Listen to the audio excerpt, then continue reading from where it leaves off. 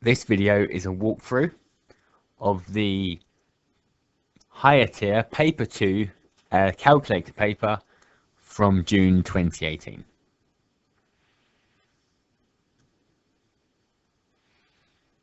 Okay, question 1. Simplify m cubed times m to the power of 4. So when we multiply indices, we add the powers. So we're just going to do 3 plus 4 here. So it's m to the power of 7. Part B, simplify 5np cubed, all cubed. So it's 5np cubed times 5np cubed times 5np cubed. We've got 5 times 5 times 5. That makes 125. N times n times n is n cubed. And p cubed times p cubed times p cubed is p to the power of 9. And part C, we're dividing now. When we divide indices, we take away the powers, we subtract the powers. We do the numbers first, 32 divided by 4, that's 8. Q to the power of 9 divided by q to the power of 3. That's q to the power of 6. 9 take away 3 is 6. And r to the power of 4 divided by r to the power of 1 is r cubed. So we've got 8q6, q to the power of 6, r cubed. Question 2. Find the lowest common multiple of 40 and 56. So the lowest number in the 40 times table and the 56 times table. So we can write out the times tables, write out the multiples of 40 and 56, or we could break them down into their factors and use one of the methods to work it out that way. I'm going to write down the times table. So 40, 80, 120, 160, 200, 240, 280, 320, and so on. And 56, I'm going to use the calculator. So I'm going to keep adding on 56. 56, then answer plus 56 is 112. Then answer plus 106 is 168. Then we go 224. Then 280. 280 is in both. It's the lowest number in both times tables. So it is the lowest common multiple. Part B, we've got two numbers, A and B. They're already broken down into prime factors, and we need to know the highest common factor. So we need to know what's in both. I'm going to use a Venn diagram just for fun. So we've got A and we've got B. So what they both got in them, they've both got 2 2s, and A's got an extra one. They've both got a 3. They've both got a 5, and B's got an extra 5. So A is 2 times 2 times 2 times 3 times 5, and B is 2 times 2 times 3 times 5 times 5. So the highest common factor is the one they both got times together. 2 times 2 times 3 times 5. Type it into the calculator and we should get 60. Question 3. The line L is drawn on the grid. So we've got the line L given to us. Find an equation for L. So the equation of a line is in the form y equals mx plus c. M is the gradient. So for every 1 it goes across, how much does it go up or down? And c is the y-intercept. That's where it crosses the y-axis. So we can see it crosses the y-axis at -6. So our y-intercept's -6. For every 1 we go across, how much do we go up or down? We go up 3. Across 1, up 3. So the gradient is 3. So our answer is y equals 3x minus 6. Question 4. Raya buys a van for £8,500 plus VAT at 20%. So let's add on 20% and find out how much it costs. So 8,500. The quick way to add on 20% is to times by 1.2. So that's what we'll do. And that gives us £10,200. So that's the cost of the van. Raya pays a deposit for the van. Okay. She then pays the rest in 12 equal payments of £531.25 each month. So 12 payments of, so times £531.25. We'll see how much that comes to. And that is 6,375. So they're the payments. We know the total. We need to find the ratio of the deposit to the payments. So we need to know the deposit. So the deposit must be the total, take away the payments.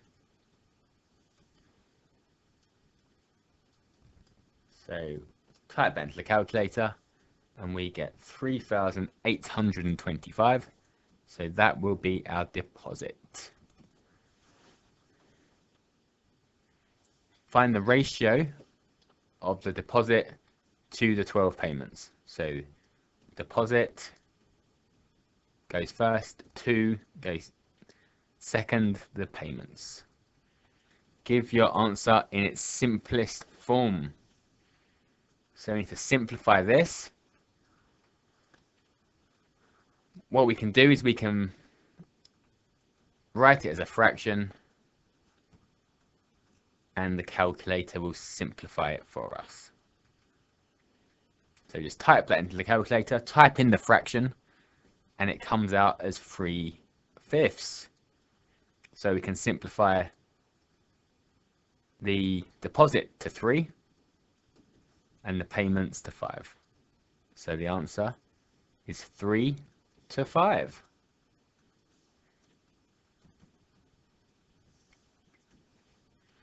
Question 5. Complete the table of values for y equals x squared minus x minus 6. So they've started it, we just need to fill in the gaps. So we change the x's into the different x numbers. So we're going to, wherever we've got an x, put a bracket and just change the number inside the bracket to whichever number we're working out. So if we're working out 3, put 3 inside the bracket. I usually start with the positive numbers. 3 in brackets 3 squared minus bracket 3 close bracket minus 6. So that gives me an answer of 0. And then I'm just going to change the number inside the bracket to 2. So now I put a 2 inside the bracket.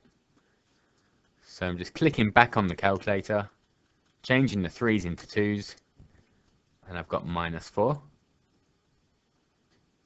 And then click back again, change the 2's into 1's, and I've got -6.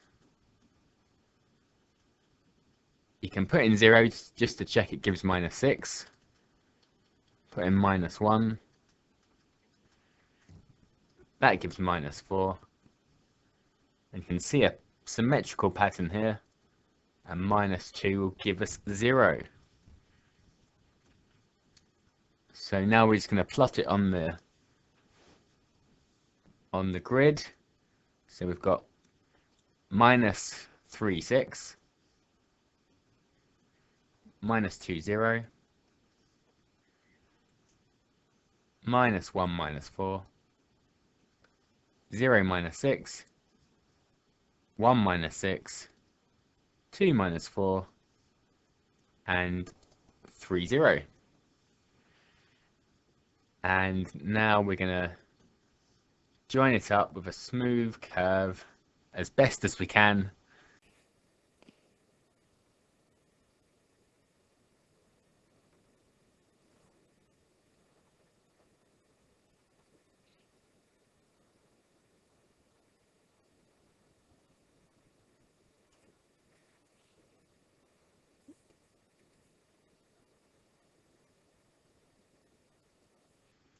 And there is our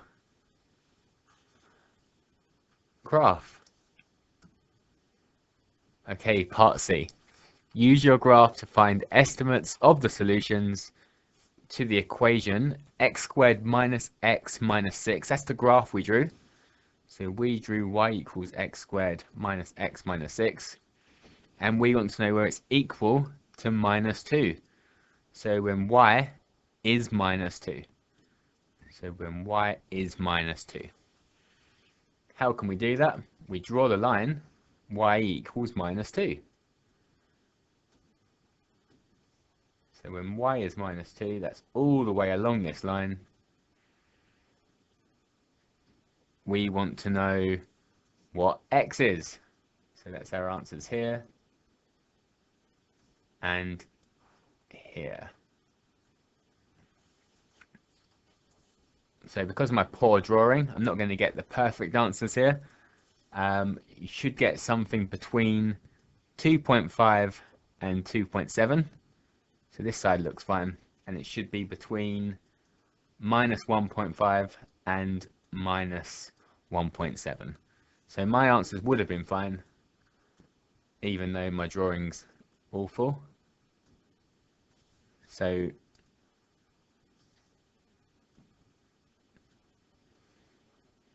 it's supposed to be 2.6 and minus 1.6. So 2.6 and minus 1.6. But anything from minus 1.5 to minus 1.7 is okay, and anything from 2.5 to 2.7 is okay. Question 6. A force of 70 newtons acts on an area of 20 centimeters squared. The force is increased by 10 newtons, the area is increased by 10 centimeters squared, and Helen says the pressure decreases by less than 20%. Is Helen correct? So we're going to have to work out the pressure before and the pressure after. So pressure is force over area, we've been told that. So I'll put pressure number 1 is force, which was 70, over area that was 20, and that's 3.5. Pressure 2,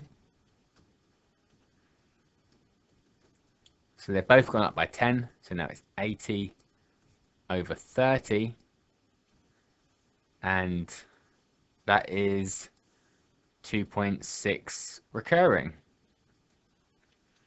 So pressure 1 was 3.5, pressure 2 was 2.6 recurring, and we need to know if it's decreased, if it's gone down by 20%. So we could work out the percentage change, so the change over the original times 100, or we could just work out what 20% decrease is and see if it's more or less than that. I think the second way would be easier. So if we decreased by 20%, that's the same as times them by 0.8. So 3.5 times 0.8 is 2.8. So that would be a 20% decrease, would have gone to 2.8. So it's decreased by more than 20% because it's lower than 2.8. So is Helen correct? No. It's decreased by more than 20%.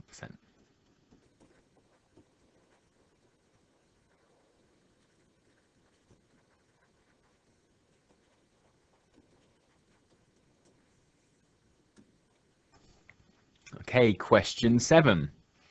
So we've got a shape here, A, and we need to enlarge the shape by a scale factor of 1/3. So it's going to be a third of the size from center 0, 1. So the center they've marked with an X, and we just need to get all the distances to all the points and divide them by 3 or times them by a third. So let's start with the bottom corner here. From the center to that point was along 3, up 3. So 3 along the X, 3 up the Y. And we're going to times it by a third or divide by 3. So that becomes along 1, up 1. So that's our new blue point. Let's take the red point as this top one up here. So from our center, it was along 3, up 3, 6, 9. It was along 3, up 9. We're going to divide that by 3 or times it by a third, which goes to 1, 3. So along 1, up 3. We'll have a green point as the top right corner.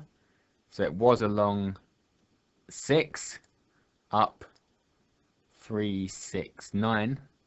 Along 6, up 9.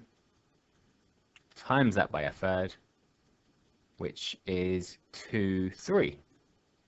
So along 2, up 3.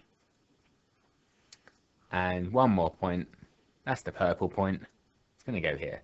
So along 3, 6, up 6. Divide that by 3 or times by a third is 2 along, 2 up. 2 along, 2 up. And we just need to join up the points now.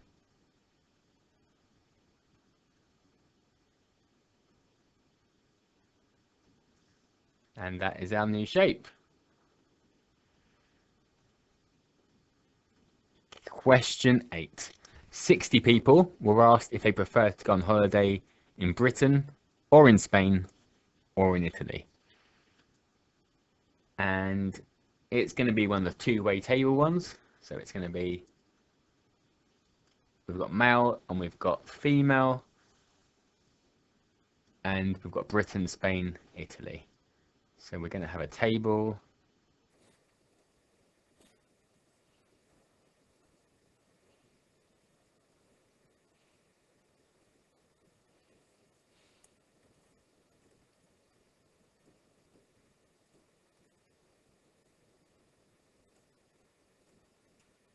Right, so we're going to have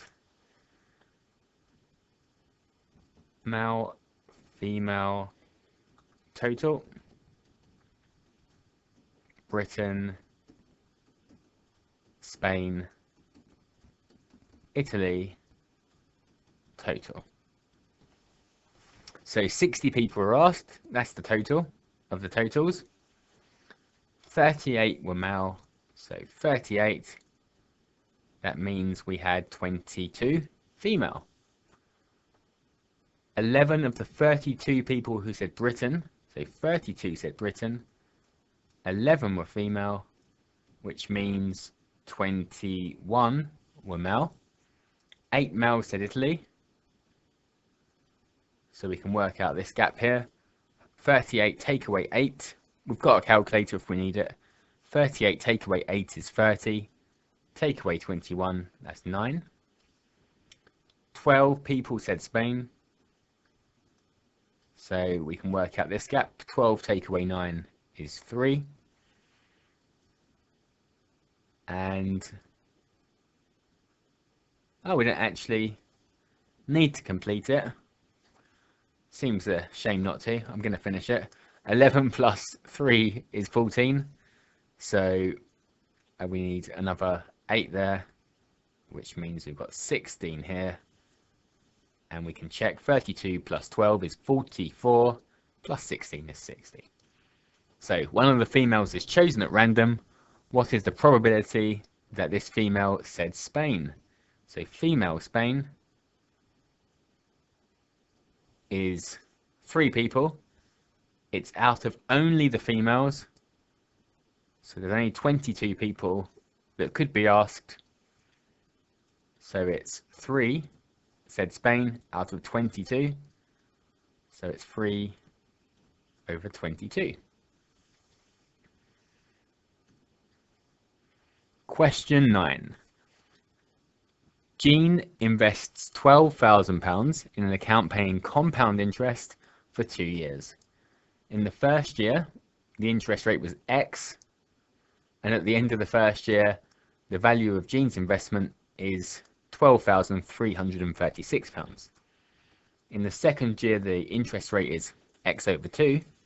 What's the value of the investment after 2 years? So we're going to have to work out what the multiplier was. Let's work out what we times by. So 12,000 times something, I'll call it Y, equals 12,336.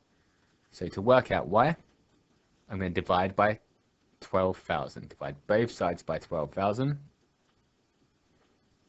So I've got 12,336 divided by 12,000, which gives me 1.028. That's my multiplier. If I've got a multiplier of 1.028, that is 2.8%. So I can times by 100. So 1.028 as a decimal is 102.8 as a percentage. So you start with 100%, and that means 2.8% has been added on. So it's 2.8%. So in the second year, so X is 2.8%. X over 2 is half of that, which is 1.4%. So we're going to add on 1.4% in the second year. We've got 12,336. And we're going to times by 1.014. Type it in the calculator.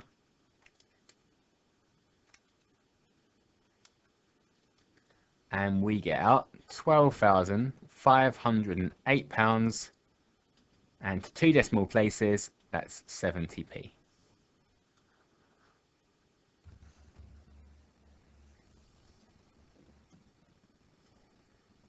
Question 10. Vector A and vector B are shown on the grid. So A is a long one up 2, so 1, 2. B is a long one down 3, 1 minus 3. The question says, draw and label vector minus 2a.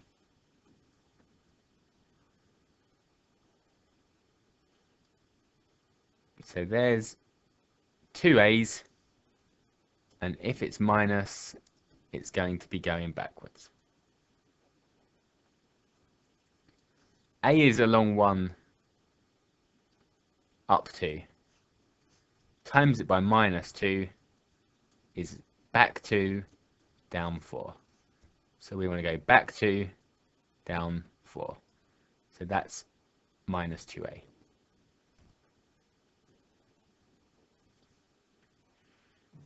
Work out a plus 2b as a column vector. So remember, a was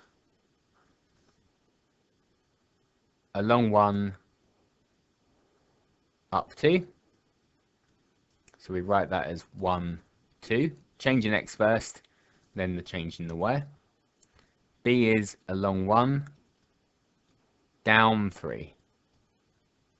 So B is along 1, down 3, so minus 3. We want a plus 2b, so we've got our a plus 2 of these, which is, if I double my 1 minus 3, that's 2 minus 6. So I'm just going to add the top, 1 and 2 make 3. Add the bottom, 2 minus 6 is minus 4. Question 11. F and g are functions such that f of x is 2 over x squared and g of x is 4x cubed. Find f of minus 5. So that just means we substitute 5 in for x. So it's 2 over minus 5 squared. You need to put the bracket around the negative, otherwise it will think you're doing take away 5 squared. So that's 2 over 25. 2 over 25. Find fg of 1. So that means we're going to put 1 into g first. So I'll do that first. G of 1 is 4 times 1 cubed, which is 4 times 1 times 1 times 1, which is 4. And then we're going to put 4, g of 1, which is 4, into f, which means we're doing f of 4.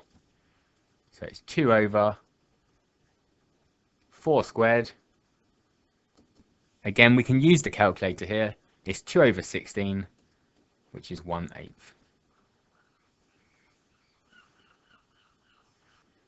Question 12. So we've got some different graphs. They represent 4 different types of proportionality. Match the type of proportionality to the correct graph. So we've got y is proportional to x. So that's like y equals kx. Y is proportional to x squared. Y equals kx squared. Y is proportional to root x. Y equals k root x. And y is proportional to 1 over x. Y equals k over x. So if we know our graph shapes, we can just simply fill this out. So y equals kx, that's a straight line graph. The only straight line graph is graph B. The x squared graphs, they're the ones that look like that, which is graph D.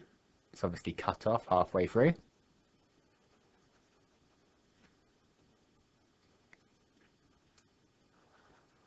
Now, if you don't know root x, you might not know the root x graph. You can go to the last one, the something over x graph, which hopefully you recognize as this one. So that is graph C. So the root x must be A, and it is. Root x actually looks like this. So it's a x squared, but flipped around the other way.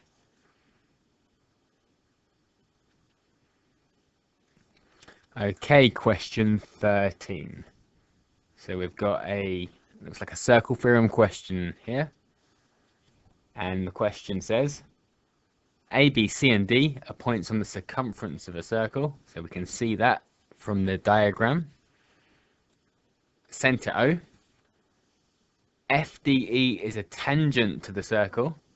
So if we've got a tangent and we've got a radius here, we know that they meet at 90 degrees. Tangent meets radius at 90 degrees. Show that x minus y is 90. Give a reason for each stage of your working. So let's start with the 90-degree angle. So we'll give the reason. We'll say ODE is 90 degrees because tangent meets radius at 90 degrees.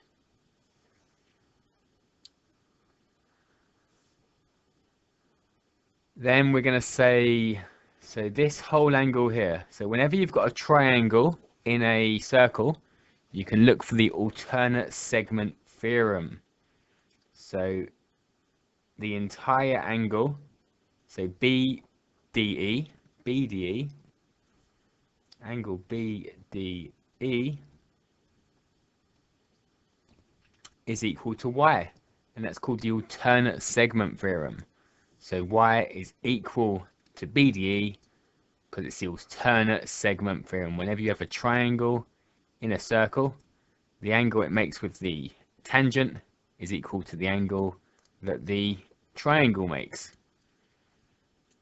So alternate segment theorem.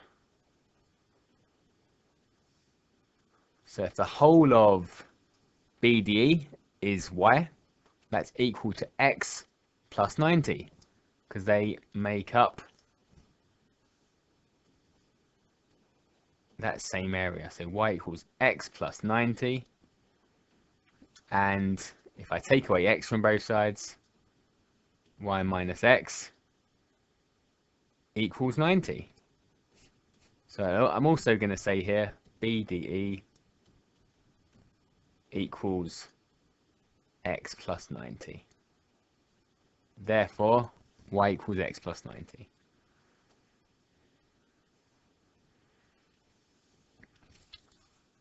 Dylan was asked to give some possible values for x and y. He said y could be 200 and x could be 110, because 200 minus 110 is 90. Is Dylan correct? So y is an angle in a triangle, so it can't possibly be 200, because angles in a triangle add up to 180. So y cannot be 200. It is an angle in a triangle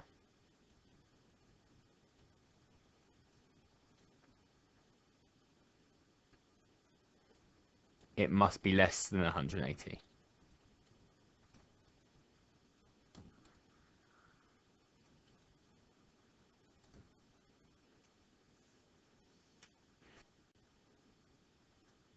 Question 14. A distance time graph shows information about part of a car journey. Use the graph to estimate the speed of the car at 5 seconds. So on a distance time graph, the speed is the gradient, and to estimate the speed, we're going to have to draw a tangent, draw a straight line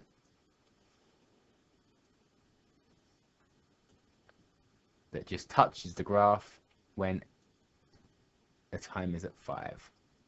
So I'll try and do that as best I can.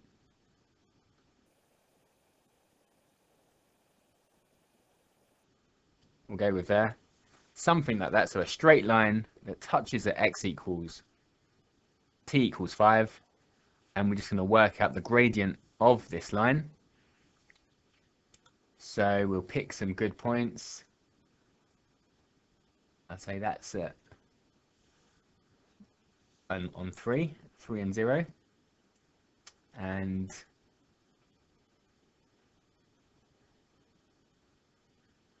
it's hard to see a good point. I'll take this one. So what are these going up in here? So we've got 5 little boxes, which makes 20. So each one's 4. So that must be 56. So the change in the y is 56. Change in the x is 4. So the gradient is change in y, or change in speed. No, that's not speed. Change in distance. Change in y over change in x. But in this case, it's distance and time.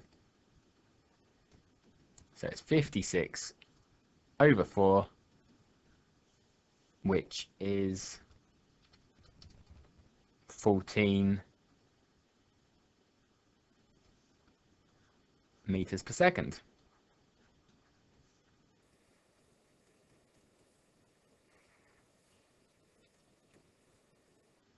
Question 15. A darts team is going to play a match on Saturday and on Sunday. The probability of winning on Saturday is 0.45. So the probability of not winning is 0.55. They have to add up to one hole. If they win on Saturday, the probability they win on Sunday is 0.67. So not winning is 0.33 because they have to add up to one hole again. If they do not win on Saturday, the probability they win on Sunday is 0.35. So the probability of not winning is 0.65. So there's our probability tree filled in. Find the probability that the team will win exactly one match. So it's either win, not win. So either win and not win, or not win, win. So either of these two paths. And to work out the probability, we times across the branches. So win, not win is 0.45 times 0.33. And not win, win is 0.55 times 0.35.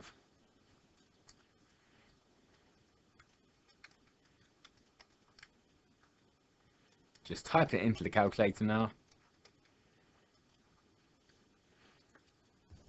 And it gives us a probability of 0.341.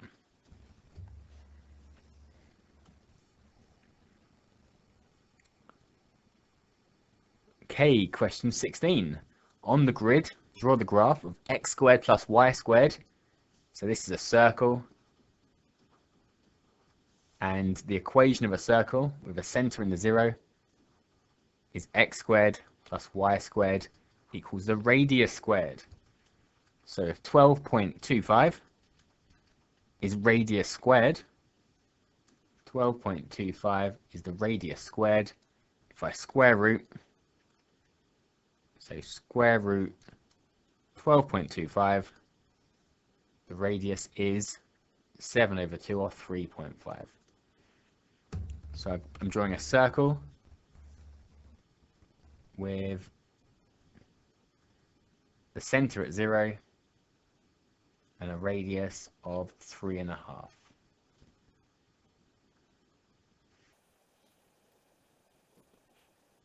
So the center at the origin, 3.5.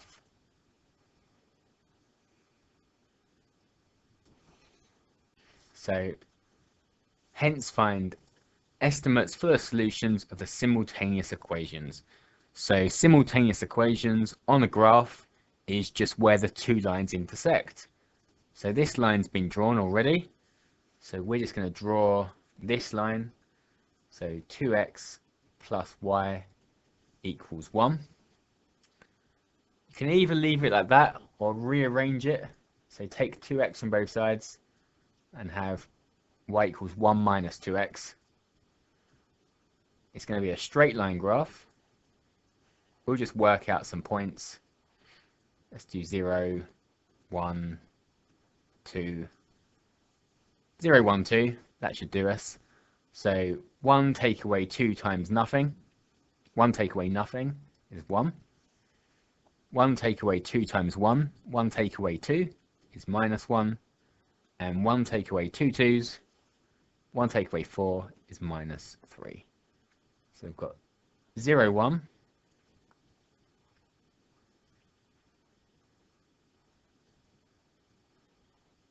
1 minus 1. And 2 minus 3.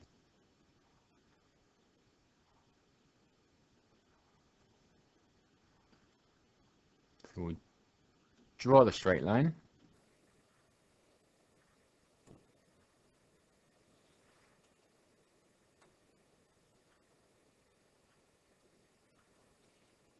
and we're looking for estimates for the solutions. We're going to have x and y for both of them. So we're just looking at the coordinates of these points. So an x equals, we'll start with this one. So x equals minus 1.1, y equals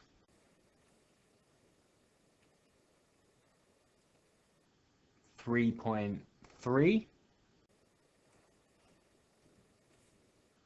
and when x equals 1.9, y equals minus 2.9.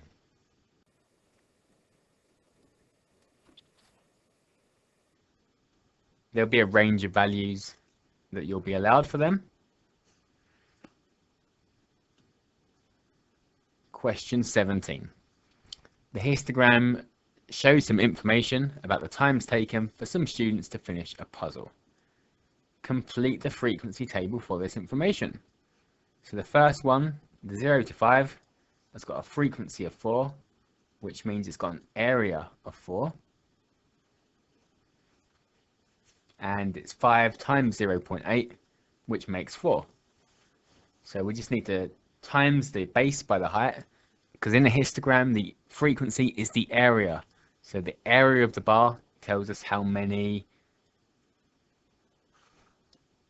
people, how many students there are. So just base times height gives us frequency. So we're just going to do 10 times 0.4, which is 4. 10 times 0.6, which is 6. 5 times 1, which is 5.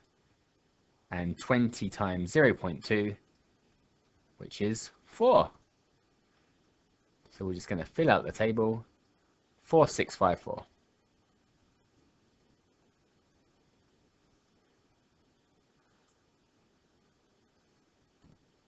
Part B. Find an estimate for the lower quartile. So we're splitting into quarters. Lower quartile of the times taken to finish the puzzle.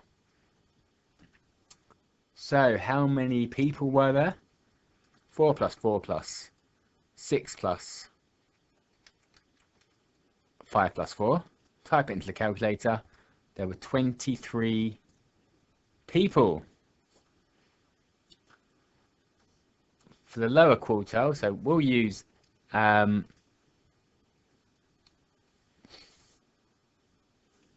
we can either use 23 divided by 4 or 23 plus 1 divided by 4. I think the plus 1 is going to give us a much nicer number, so we'll use the plus 1. So let's say the lower quartile is at 6. So we're looking for, to cut it off at 6, and if I split this 4 in half, I'll have 2 on each side. So that'll be 6 people up to 10. So the lower quartile is at 10 minutes.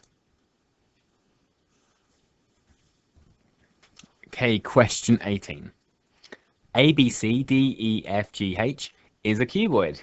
So we've got a cuboid join here. And we're given some information. So AB is 7.3 centimeters. So that's A to B. This is going to get a bit confused in this drawing because of the 3D. CH is 8.1. So C to H is 8.1. That's that one there. And angle BCA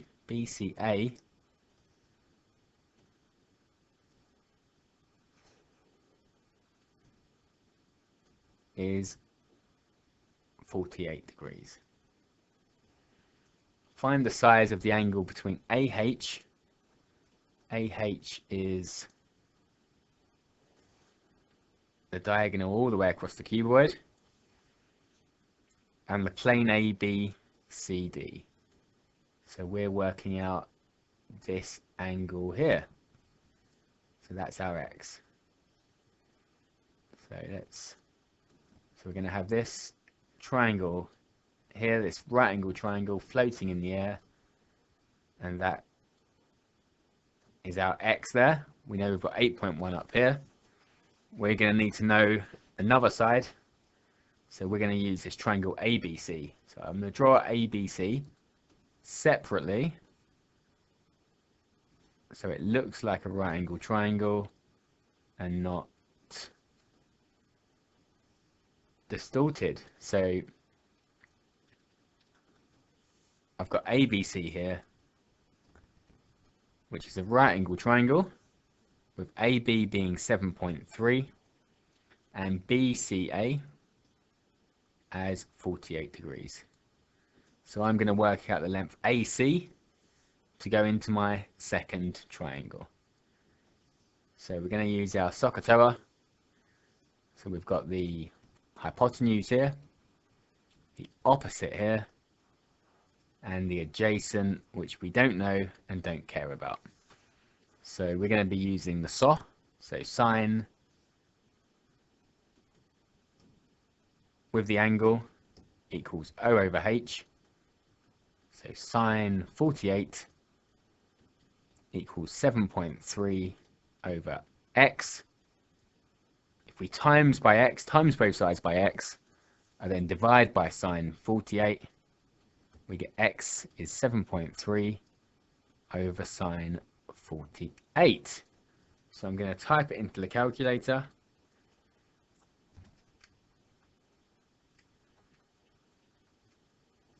And I get my x out as 9.823 and so on. I'm going to keep the whole number in the calculator.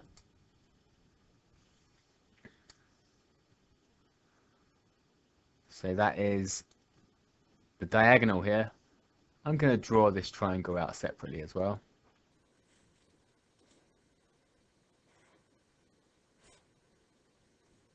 So I've got ACH.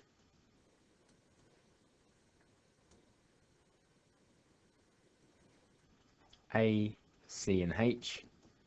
Got another right angle triangle.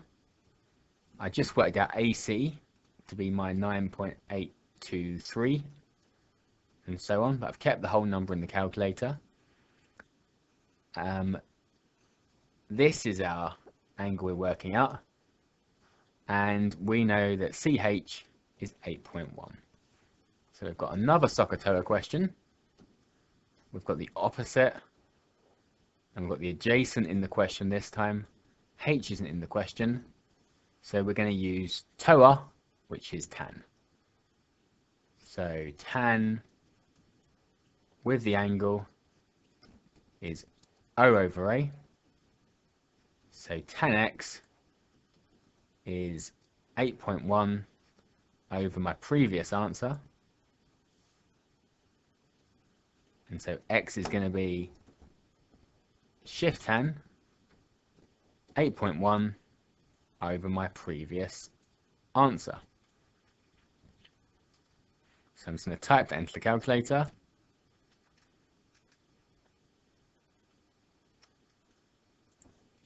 And I get out 39, 1 decimal place, 0.5.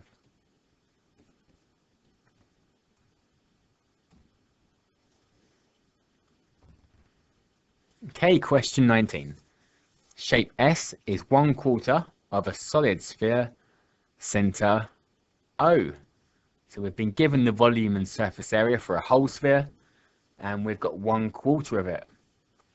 So the volume of S is 576 pi centimeters cubed. So the volume of a sphere is 4 over 3 pi r cubed. So the volume of a quarter sphere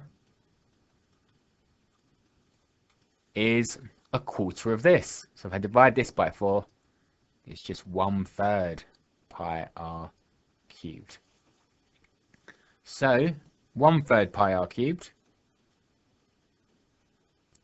is equal to 576 pi. And I'm going to divide both sides by pi, multiply both sides by 3, so 576 times 3. So r cubed is 1728. I'm going to cube root, and that will tell me the radius. And that's a nice number. The radius is 12 centimeters. So find the surface area of S. So the surface area, I've got two semicircles. So I've got a whole circle, two semicircles, which makes a whole circle, and a quarter of the surface area of a sphere. So the area of a circle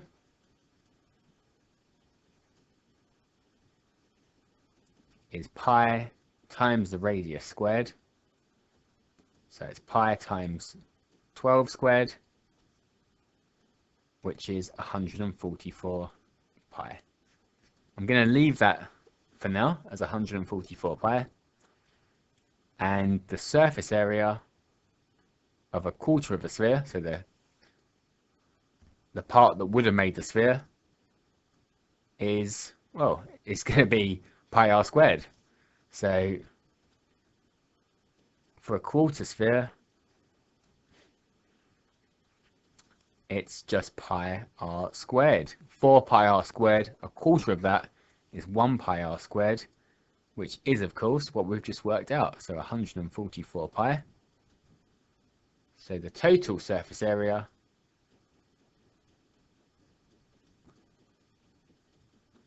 is 288 pi. The question says give your answer 3 significant figures, so we'll do what it says.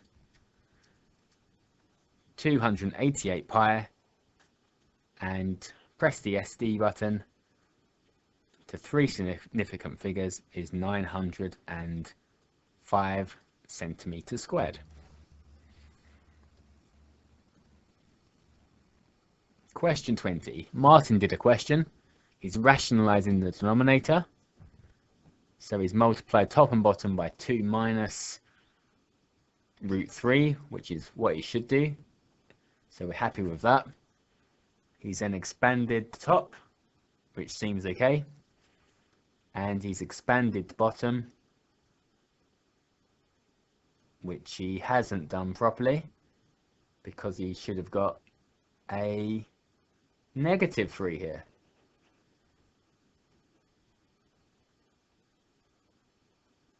So he's done it wrong. So root 3 times negative root 3 is negative 3,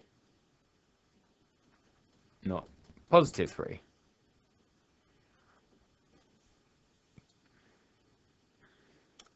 Shan did this question. So she's rationalizing the denominator as well. Times top and bottom by root 12, which is fine. She has changed root 12 into 3 root 2. So that's interesting. So root 12 is root 4 times root 3, which is 2 root 3, not 3 root 2.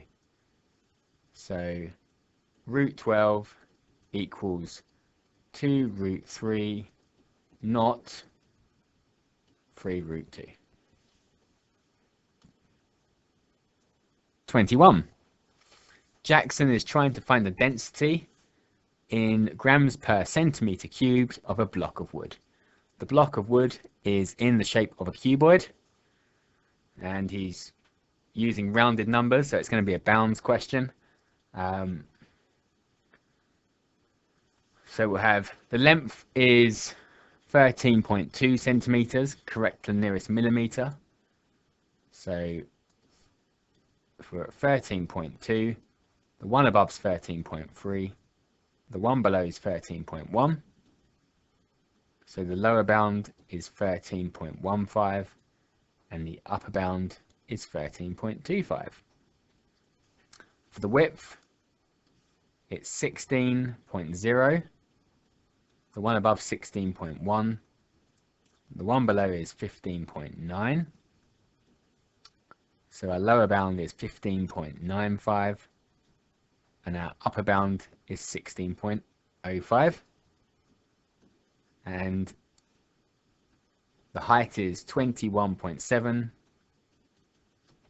The one above is 21.8. The one below is 21.6. So our lower bound is 21.65. And our upper bound is 21.75. He measures the mass, still going, as 1,970 grams to the nearest 5 grams. So the one above is 1975. The one below is 1965. So we've got 1967.5 and 1972.5 as the upper and lower bounds for the mass. So by considering bounds, work out the density of the wood, give your answer to a suitable degree of accuracy.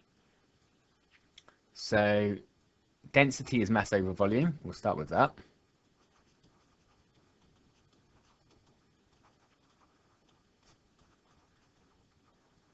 Density is mass over volume.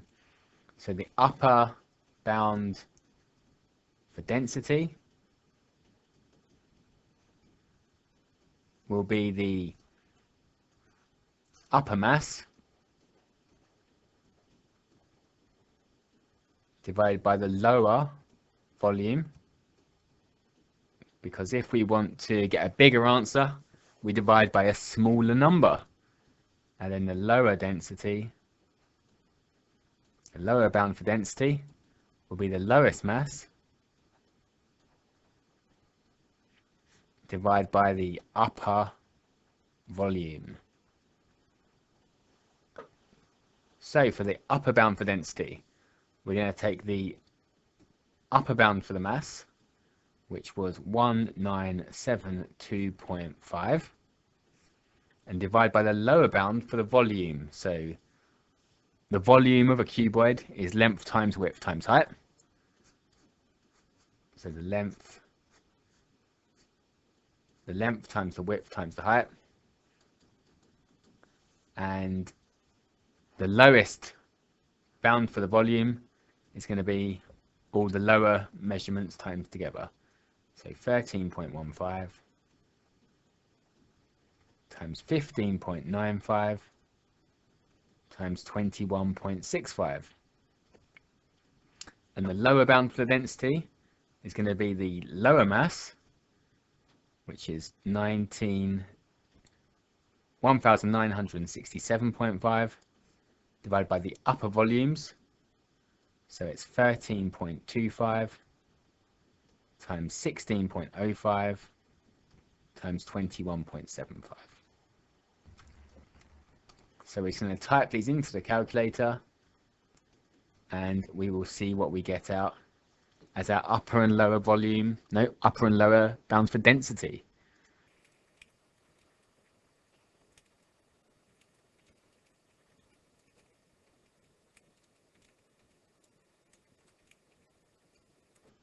So we get our upper bound as 0.43438 and so on. And then we're just going to change the numbers